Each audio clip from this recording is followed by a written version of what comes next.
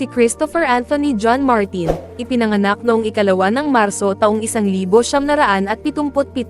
ay isang English singer, songwriter, music hero, at philanthropist. Kilala siya bilang ang pangunahing bokalista, pianista, rhythm guitarist, at co-founder ng rock band na Coldplay. Ipinanganak sa Exeter, Devon, si Martin ay nag-aral sa University College London, kung saan siya bumuo ng Coldplay kasama nina Johnny Buckland, Guy Berryman, at Will Champion. Sumikat ang banda sa buong mundo nang ilabas ang kantang Yellow noong 2000, at nakatanggap ng papuri para sa mga album tulad ng A Rush of Blood to the Head, 2002, Viva la Vida or Death and All His Friends, 2008, at iba pa. Siya ay nagwagi ng 7 Grammy Awards at 9 na Brit Awards bilang bahagi ng banda. Hanggang sa 2021, nakabenta sila ng higit sa 100 milyong album worldwide, ginagawang pinakamatagumpay na grupo ng ika-21 siglo. Ang kanyang pamilya ay may-ari ng negosyo ng caravan at motorhome sales na tinatawag na Martins of Exeter. Naging bahagi siya ng pamosong Coldplay matapos magtapos ng pag-aaral sa University College London kung saan siya kumuha ng Ancient World Studies degree. Mula nang ilabas ang kanilang unang album na Parachutes noong 2000, nakamit ng banda ang pambansang at internasyonal na tagumpay.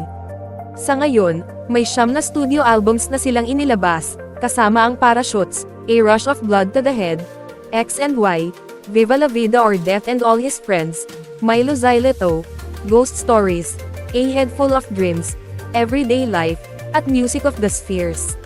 Bukod dito, nakapaglabas din sila ng ilang EPs tulad ng Safety at The Blue Room. Sumikat ang banda sa buong mundo pagkatapos ilabas ang kantang Yellow noong 2000, at simula noon ay naging isa sa pinakasikat na grupo ng ika-21 siglo. Nakamit ni Martin ang 7 Grammy Awards at 9 na Brit Awards bilang bahagi ng Coldplay. Siya ay itinuturing na isa sa mga pinaka-maimpluwensyang tao sa United Kingdom, ayon sa Debrets 2017 list. Bukod sa musika, naging bahagi rin si Martin ng mga pribadong relasyon at nakilala sa kanyang mga paboritong banda at music hero. Ang Coldplay ay nagpe-perform sa Philippine Arena noong ika-19 ng Enero taong 2024 bilang bahagi ng kanilang Music of the Spheres World Tour. Dahil sa mataas na demand, inanunsyo ang pangalawang palabas matapos maubos ang tiket para sa unang petsa. Ang presyo ng tiket ay nagsisimula sa P2,500 para sa upper box C-sides at umaabot ng P22,000 para sa lower box premium. Mayroon din mga enhanced experiences na may limitadong bilang para sa mas kakaibang karanasan ng mga manunood. Noong 2005, nagtulungan si Martin at si Nelly Furtado sa kantang All Good Things, Come to an End, para sa kanyang album na Loose. Sila ay minsang pinag-usapan na magkasintahan matapos mag-perform pareho sa Glastonbury noong 2002. Nagbibiro si Nelly Furtado tungkol dito. Sinabi niya, "Oo, siya ang boyfriend ko, hindi pa lang niya alam." Nakita ang pagkahumaling ni Martin sa hip-hop noong kalagitnaan ng 2006 nang siya ay makipagtulungan kay rapper Jay-Z para sa kanyang comeback album na Kingdom Come. Sila ay nagkakilala noong una sa taon na iyon. Binuo ni Martin ang mga accord para sa kantang kilala bilang Beach Chair, at ipinadala kay Jay-Z, na kumuha ng tulong ni hip-hop producer Dr. Dre para sa mixing. Si Rick Simpson, producer ng Coldplay, ang nag-isip at nag-perform ng mga drum beats.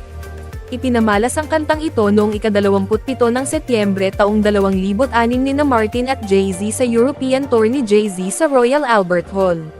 Nagtrabaho rin si Martin sa solo collaboration kasama si Kanye West, na kasama niya sa isang impromptu jam session noong isang concert sa Abbey Road Studios noong 2006. Kinanta niya ang chorus ng Homecoming mula sa album ni Kanye West na Graduation. Noong 2015, nakipagtulungan si Martin kay DJ Avicii para sa 2 bagong kanta para sa kanyang album na Stories.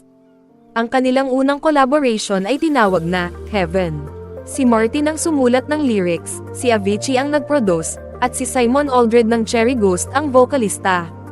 Nagbigay din siya ng boses para sa kanta ni Avicii na True Believer, na nasa Stories din.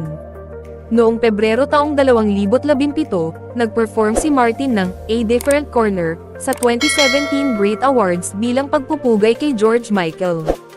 pwede po kayong manalo ng 200 GCash kung aabot tayo sa 1,000 subscribers. Ang gawin nyo lang ay mag-like at nakasubscribe kayo sa aking channel. Huwag din ninyo kalimutan maglagay ng GCash number ninyo sa comment section, baka kayo na ang mapiling manalo ng 200 GCash. Ang rewards ay maibigay namin pag abot ng 1,000 subscribers na ang ating channel. Salamat po ng marami.